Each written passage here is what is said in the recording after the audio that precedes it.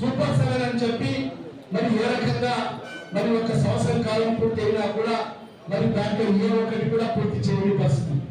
మరి 20 లక్షల మందికి ఉద్యోగాలు ఇస్తా అని చెప్పారు, లేకపోతే 3,000 రూపాయలు నిరుద్యోగ వృత్తి ఇస్తా అని చెప్పారు. మరి ఈ సంవత్సర కాలంలో ఏ ఒక్కరికైనా ఉద్యోగం వచ్చిందా అని చెప్పి కూడా ఈ సందర్భంగా అడుగుతున్నా. మరి లేకపోతే 3,000 రూపాయలు నిరుద్యోగ వృత్తి అంటే సంవత్సరం అంటే ఒక్కొక్కరికి 3 నెలలకు 3,000 చొప్పున అంటే 36,000 రూపాయలు ప్రతి ఒక్క నిరుద్యోగికి ఈ రోజు చంద్రబాబు నాయుడు గారు బాకీ పడ్డారు. మరి అదే కాకుండా మరి తల్లికి వందనం చెప్పారు.